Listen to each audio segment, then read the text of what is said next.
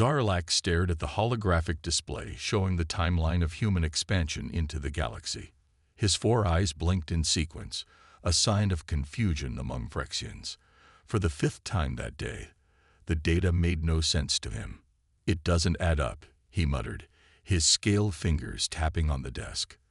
"They've established colonies on 17 worlds in 30 years without a single territorial war." The library of the Galactic Academy was quiet except for the soft hum of information systems. Massive windows revealed the purple-tinged sky of Nexus Prime, the neutral planet where species from across the galaxy came to study and learn from each other. Zarlak had been the top student in military history on his homeworld. The Phyrexians, like most spacefaring races, had fought their way to prominence. War was how species proved their worth. Yet humans were different, and this difference had become the focus of his graduate thesis. "Still struggling with your human problem?" The voice came from behind, causing Zarlak's defensive crest to rise slightly before he recognized it. "John Miller," Zarlak said, turning to face the human. "Your species continues to confuse me." John smiled, setting his bag down and pulling up a chair. He was average for a human. Pinkish skin, brown hair, no remarkable features by galactic standards. No claws, minimal muscle mass, dull teeth. Nothing about his appearance suggested danger. "That's why the academic board paired us up," John said. "You get insight from a real human, and I get to help with a thesis that's causing quite a stir." Zarlak closed the holographic display with a flick of his wrist. "The board thinks I'm wasting my time. They believe humans are simply fortunate, entering galactic society during a peaceful era." "And you disagree?" "The galaxy is never peaceful," Zarlak said firmly. "The Hive Collective expanded into Centauri space last decade. The Dralids and Santi fight over the Rigel passages yearly. Even my people annexed 2 systems from the Mentor Coalition recently." He leaned forward. "Yet humanity avoids these conflicts entirely or resolves them through talk. It suggests weakness. But, John raised an eyebrow. "But your colony ships are armed with weapons that could level cities. Your peaceful trading vessels have shield technology that could withstand planetary bombardment. These are not the actions of a weak species." John's smile faded slightly. "We believe in being prepared." "For what?" "In 3 decades of interstellar presence, humans have never once demonstrated their full military capabilities. Not a single show of force." John shrugged. "Maybe we just don't like fighting." Zarlak's crest flattened in the Phyrexian expression of disbelief. "Every species fights. It's universal. The strong survive, the weak perish. This is how evolution works." "Perhaps there are different kinds of strength," John suggested. Their conversation was interrupted by a notification ping. Zarlak checked his comm device, and his eyes widened. "My request was approved. We've been granted access to the early contact records." His excitement caused his voice to rise to a squeak. John looked surprised. "Those are usually classified. How did you manage that?" "Professor Klurix supported my application. He fought in 3 interstellar campaigns and believes understanding human behavior is vital for galactic security." John's expression became unreadable. "What exactly are you hoping to find in these records, Zarlak?" "The truth," the alien student said, gathering his materials. "The galaxy doesn't make sense with humans in it. You should have been conquered or done the conquering by now. Instead, you trade, you help with disasters, you mediate conflicts. Yet you build warships and develop weapons. You prepare for war while avoiding it at all costs." He looked directly at John, all 4 eyes focused intensely. "My thesis is that humans are hiding something. Your peaceful behavior is a mask. I believe humans avoid war not out of weakness or nobility, but for a reason no other species has discovered, and I'm going to find out what it is." John was quiet for a moment before he nodded. "Then I guess we should get started. The archives are on the lower level." As they walked toward the lift, Zarlak didn't notice the brief message John sent on his comm device, or the concerned look that crossed his face. The Academy archives were housed in a vast underground chamber. Cold light glowed from the ceiling, illuminating rows of data storage units that stretched into the distance. The air smelled faintly of clinging chemicals and old paper. Some species still preferred physical records.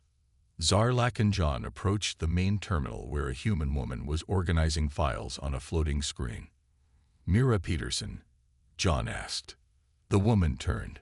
She had gray hair tied back and wore the blue uniform of Academy staff. "Yes.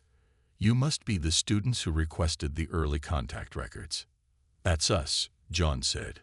"This is Zarlak, and I'm John Miller." Mira's eyes narrowed slightly at Zarlak. "Interesting research topic you've chosen. Follow me." She led them to a private research room with a large table and multiple screens.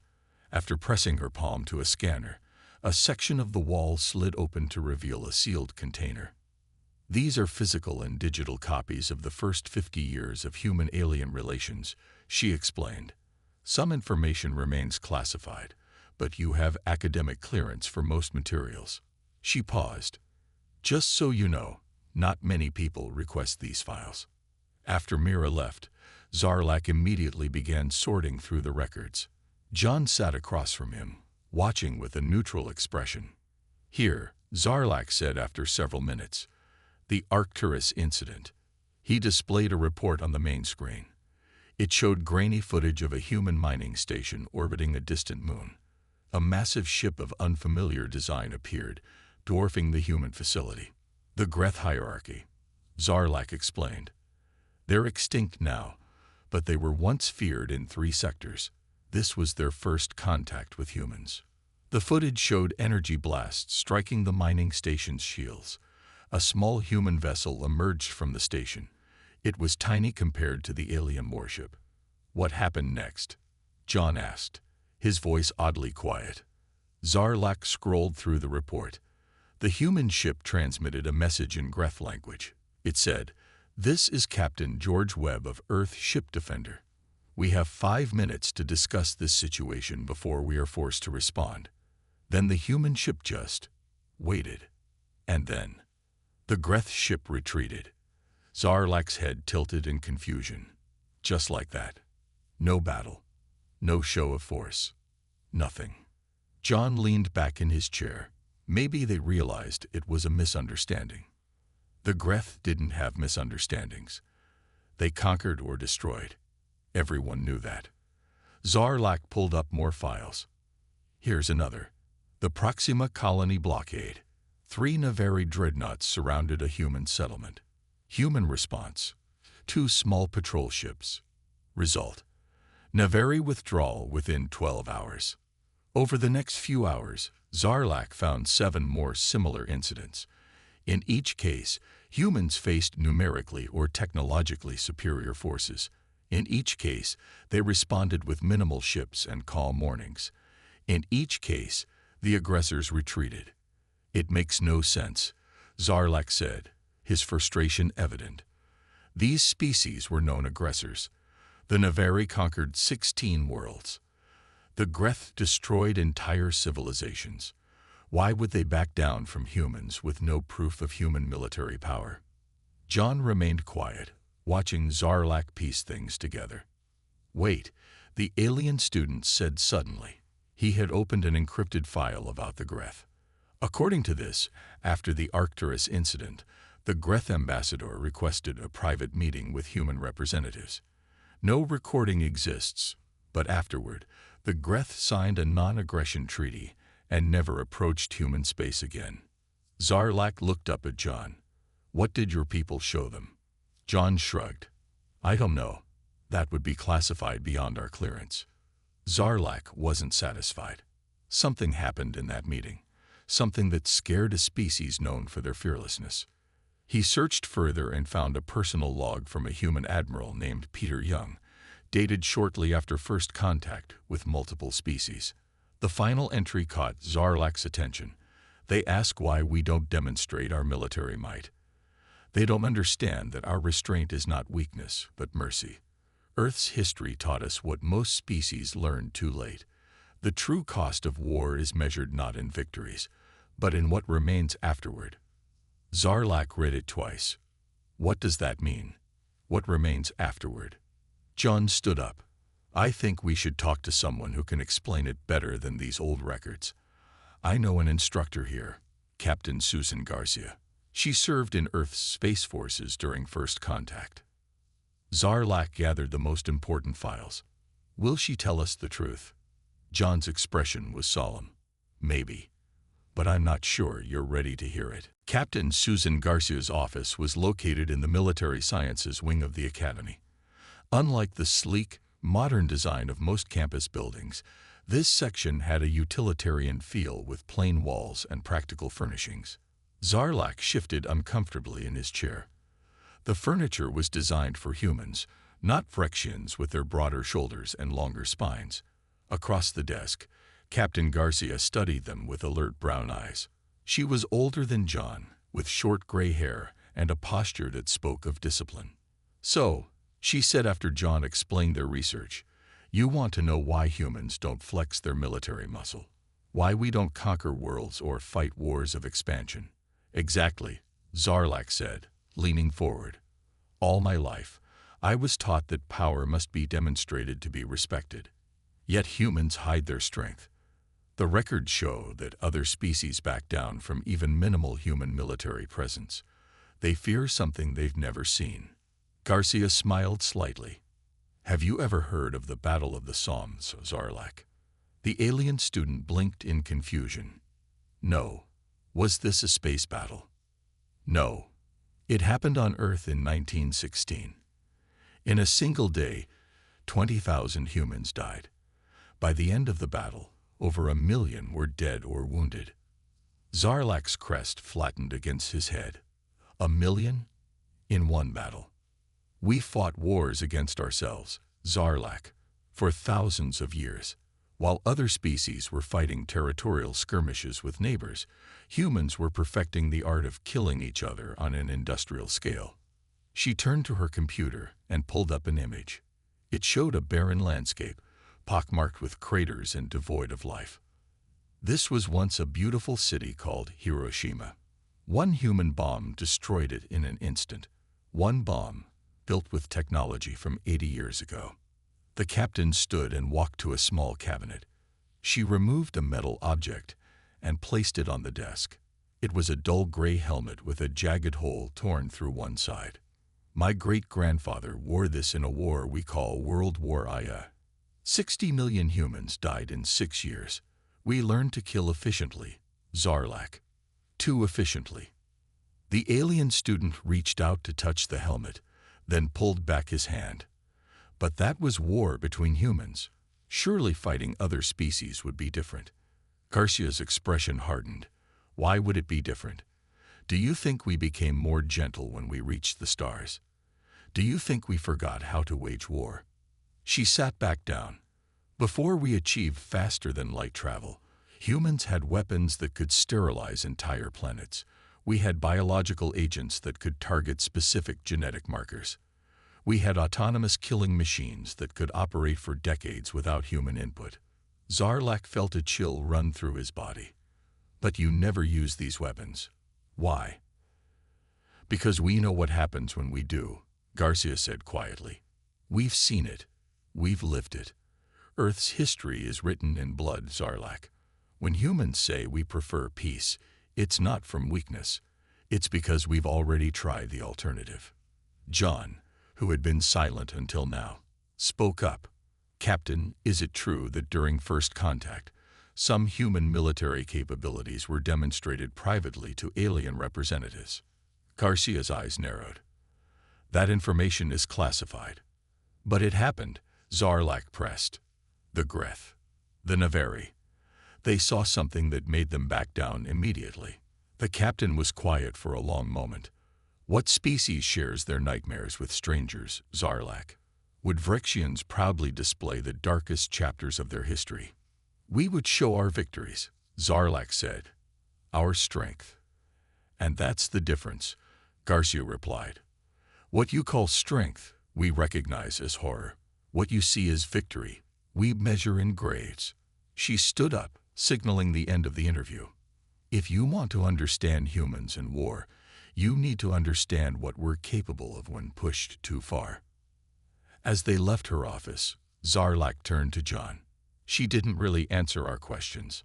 John's expression was grim. Actually, I think she told us more than she should have.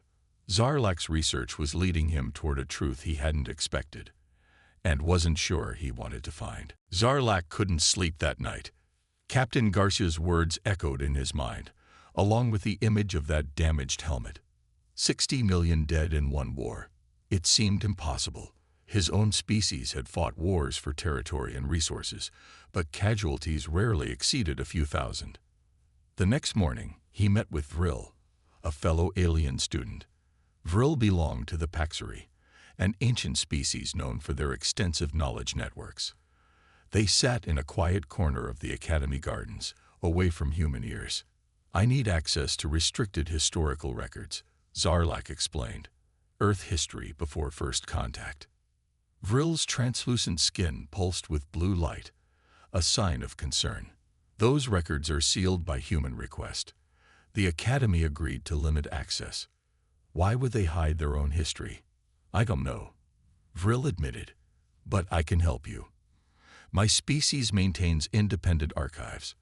We've collected data on Earth for centuries, even before official contact. 2 hours later, Zarlak sat alone in a small room in the Foreign Residences building.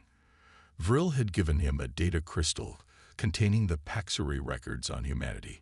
He inserted it into his reader with trembling hands. The first files were observations of Earth from distant probes. The Paxari had watched humans for over 300 years without making contact. What Zarlak saw shocked him. Images of vast armies clashing across muddy fields, cities reduced to rubble, mushroom clouds rising over landscapes, orbital scans showing radiation hotspots that persisted for decades. One report analyzed human conflicts called the World Wars. The numbers were staggering, not just millions dead, but entire cities destroyed, countries reduced to ruin. And these wars had happened with primitive technology by current standards. There were intercepted broadcasts showing human leaders speaking of mutually assured destruction, a doctrine where opposing sides maintained enough weapons to destroy each other completely. Humans had lived for decades knowing they could be annihilated at any moment. Zarlak found records of smaller conflicts that continued even as humans developed space travel. Wars fought with remote drones, precision weapons, and autonomous killing systems. Weapons that could select targets based on specific features. Chemical agents that would remain deadly for generations. But most disturbing were the psychological studies. The Paxari had analyzed human behavior in conflict and found patterns that existed in no other known species. Humans could sustain war efforts through incredible hardship. They adapted to battlefield conditions with remarkable speed. And they fought most fiercely when defending others, or when backed into corners. One Paxari analyst had written, "The typical human response to existential threats is not surrender but escalation beyond all rational limits. They would rather die fighting than submit." Another report simply stated, "Humans do not win wars through superior numbers or technology, but through sheer determination and willingness to absorb losses that would break any rational species." Zarlak closed the files, feeling physically ill. Everything he had believed about humans was wrong. They weren't peaceful because they were weak. They were peaceful because they knew exactly what they were capable of. His communication device buzzed. A message from John. "Meet me at Training Facility 7 tomorrow at 800. Arranged something that might help your research. Don't tell anyone." Zarlak stared at the message for a long time. Part of him wanted to abandon his research, to return to the comfortable belief that humans were simply fortunate in their galactic position. But he had come too far to turn back. He sent a simple reply, "I'll be there." That night, he dreamed of human wars spreading across the stars, of planets burning and species vanishing. He woke up wondering if these were just nightmares or premonitions of what would happen if the galaxy ever pushed humans too far. Either way, he would get his answers tomorrow. but now he wasn't sure he wanted them. Training Facility 7 was located at the far edge of the academy grounds. Unlike the grand buildings of the main campus, it was a plain gray structure with few windows. Zarlak arrived precisely at 800 to find John waiting outside. "I wasn't sure you'd come," John said. "I almost didn't," Zarlak admitted. "After what I saw in those Paxery records." John nodded solemnly. "That's why we're here. You've seen the facts, but facts don't tell the whole story." He gestured toward the entrance. "Commander Alan Hayes agreed to show you something few non-humans have seen." Inside, they were met by a tall human with dark skin and a stern expression. He wore a simple uniform with minimal insignia. "Commander Hayes," John said with a respectful nod. "This is Zarlak." Hayes studied the Phyrexian student. "John tells me you're researching human warfare, specifically why we avoid it." "Yes, sir," Zarlak replied. "And you've accessed historical records. You know the numbers. 60 million in one war. Cities destroyed with single bombs." "Yes, I've seen the data." Hayes frowned. "Numbers and facts. They don't convey the reality." He led them down a hallway to a room filled with strange equipment. "This is a neural simulation chamber. We use it for military training. Today, we'll use it to show you what your data can't." Zarlak looked at the equipment with suspicion. "You want me to enter a human war simulation?" "Just as an observer," Hayes explained. "You won't feel pain, but you'll experience the sights, sounds, and atmosphere. We've adapted the interface for Phyrexian physiology." After a brief hesitation, Zarlak agreed. Technicians helped him into a reclined chair and attached sensors to his head crest. John and Hayes took positions in similar chairs nearby. "We're going to show you 3 scenarios," Hayes explained, "each from a different human conflict. Remember, what you're about to see really happened." Darkness enveloped Zarlak. Then suddenly, he was standing in mud. The air was filled with deafening explosions. All around him, humans in dirty uniforms huddled in a trench. The ground shook with each blast. A whistle blew, and the humans began climbing ladders out of the trench. As they reached the top, machines began firing, cutting them down in waves. Still, they kept climbing, stepping over their fallen comrades. Zarlak tried to look away but couldn't. This wasn't a battle, it was slaughter. The scene shifted. Now he stood in a ruined city. Buildings were reduced to skeletal frames. A strange ash fell like snow. Humans, not soldiers, but ordinary people with burned skin and tattered clothes, wandered aimlessly. A child cried beside a body, unheard in the eerie silence. The final scene showed a forest. It seemed peaceful at first, until Zarlak noticed the humans hiding among the trees. They were thin, barely armed, yet they were setting traps and preparing positions. A much larger force approached, well-equipped with vehicles and heavy weapons. When the hidden humans attacked, they did so with shocking ferocity, disappearing only to strike again elsewhere. When the simulation ended, Zarlak found himself gasping. His body trembled. It took several minutes before he could speak. "Those weren't even your modern wars," he finally said. "No," Hayes confirmed. "The first was from World War I, the Battle of the Somme. The second was Hiroshima after the atomic bombing. The third was guerrilla warfare in Vietnam." He leaned forward. "Imagine those conflicts with current technology, with weapons that can shatter planets and target specific genetic markers." Zarlak looked at John, who had been silent throughout the experience. "Your people lived through this, all of this." "Not me personally," John said quietly, "but it's our history. Every human grows up learning about these events. They're burned into our collective memory." Hayes stood up.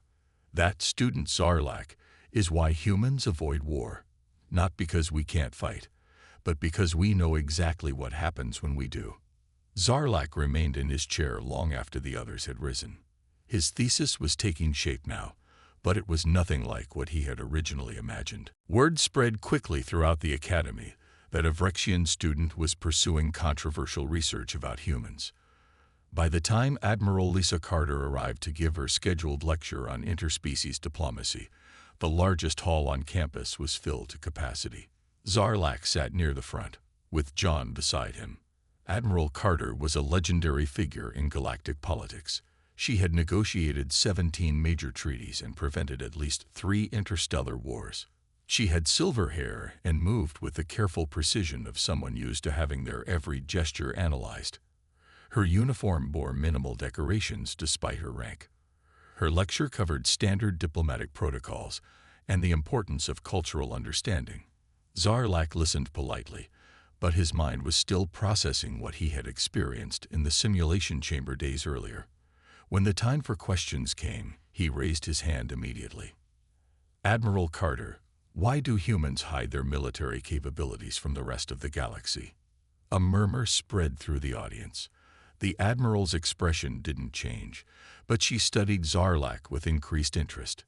I'm not sure what you mean by hide, student. Earth's defensive capabilities are a matter of public record. Defensive, yes, Zarlak pressed, but not offensive. Not your true war potential. He stood up, his crest fully extended in the Vrexian sign of challenge. I've accessed historical records. I've seen simulations of human conflicts. You possess knowledge of warfare beyond any species in the galaxy, yet you pretend to be peaceful traders and diplomats. The hall fell silent. Even the other human students looked uncomfortable. Admiral Carter placed her hands calmly on the podium. You believe we're being deceptive. I believe you're hiding something that would frighten the galaxy if it were known, Zarlak said. The question is why. For a long moment, Carter was silent.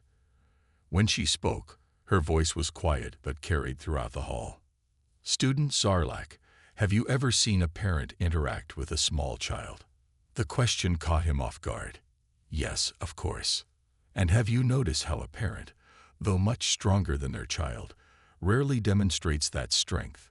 How they could easily overpower the child, but instead show restraint. That's different, Zarlak objected. You're not our parents. No, we're not, she agreed. But the principle remains the same.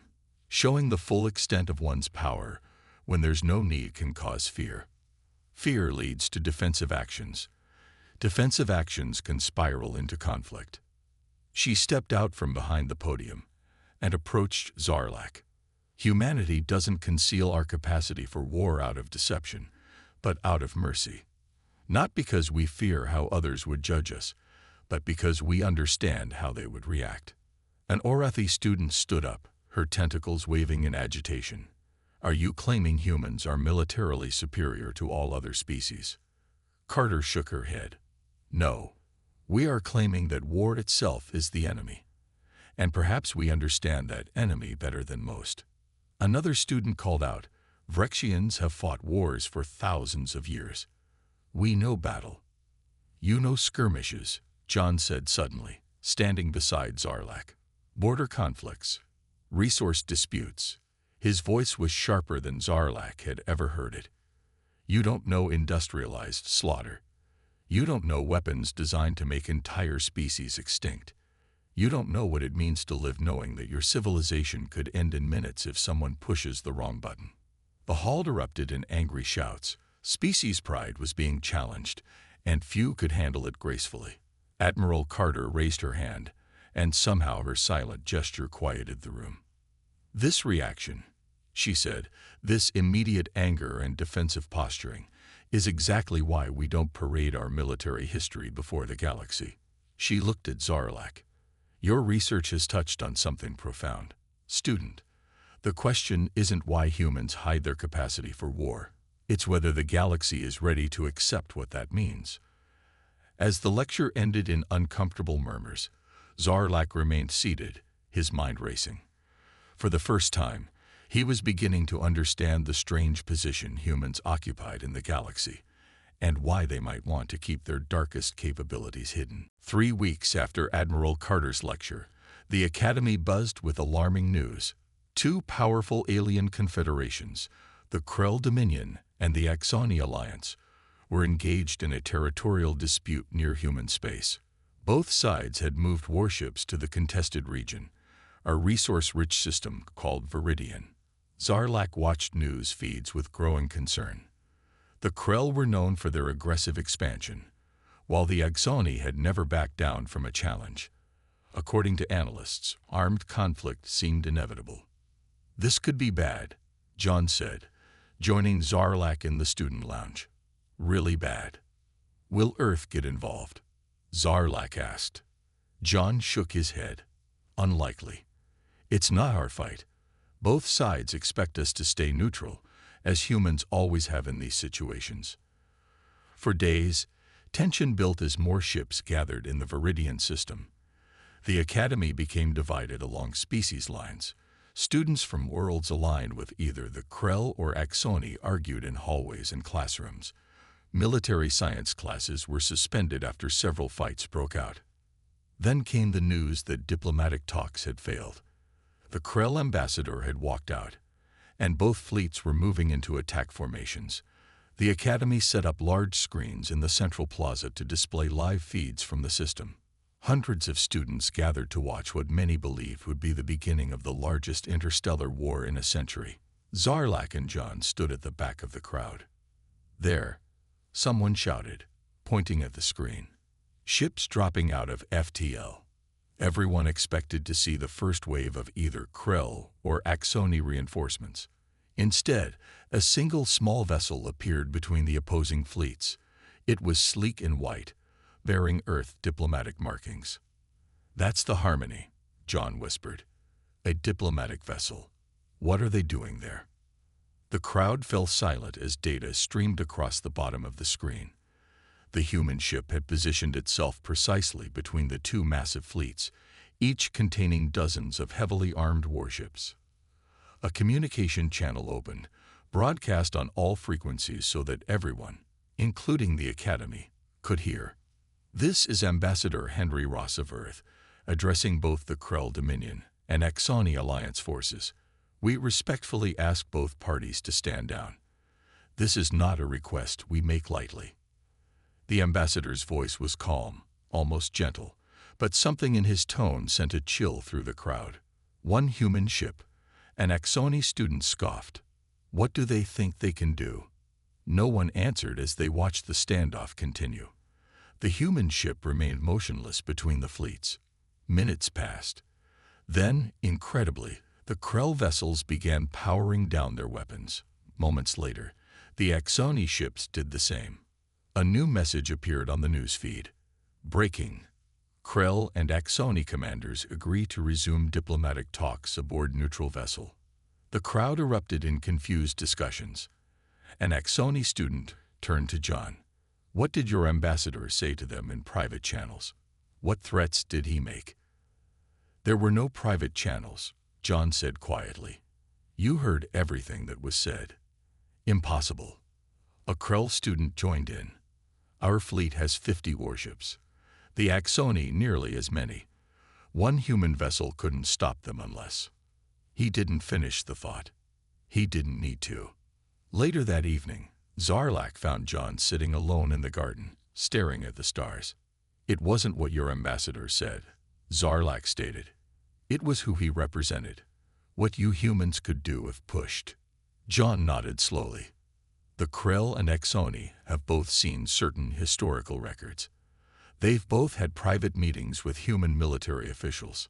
"They've seen what I've seen," Zarlak realized. "But more. They know what happens if humans are forced to fight." "We don't want to fight," John said. "We never have. But we will if we must. And that's what terrifies everyone."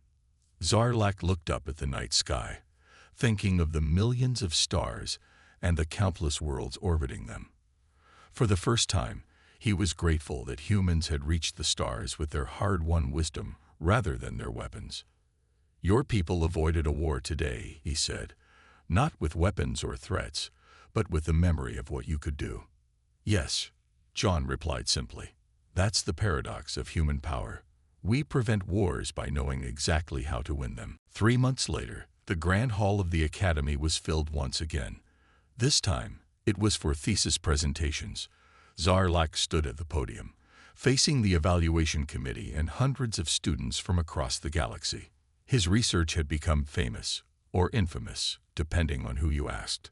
Professor Klurix, a battle-scarred veteran of 3 interstellar campaigns and Zarlak's advisor, sat at the center of the committee. His expression revealed nothing as Zarlak prepared to present. My thesis is titled, Humans Avoid War Out of Mercy. Zarlak began. A murmur ran through the crowd. When I started this research, I believed humans were hiding their military capabilities out of weakness or deception. I was wrong. He activated a holographic display showing Earth, a small blue planet that had somehow changed the course of galactic history. Humans are unique among spacefaring species. While we fought our way to the stars, they nearly destroyed themselves before they got there. Their history contains wars of a scale and brutality that most species cannot comprehend. Zarlak displayed images from his research, the ruined cities, the massive armies, the weapons of unimaginable destruction. What makes humans different is not their technology or their biology, but their perspective. They have already experienced what most species fear most, the very edge of extinction by their own hands. They have walked to the precipice and looked into the abyss. The hall was completely silent now. Even those who disagreed with his conclusions were listening. Humans don't avoid war because they can't fight. They avoid it because they know exactly what war means. Their restraint is not weakness. It is the wisdom of survivors. He showed the footage of the human diplomatic vessel between the Krell and Axoni fleets. This is human power, not weapons or threats, but the knowledge that they understand war better than those who glorify it. When humans ask for peace, it is not a request made from fear, but a warning born from experience. Zarlak concluded his presentation, and after answering questions from the committee, he was dismissed to await their evaluation. Hours later, Professor Klurix called him to his office. The old warrior sat behind his desk, Zarlak's thesis displayed on a screen before him. Your work has caused quite a stir, Klurix said.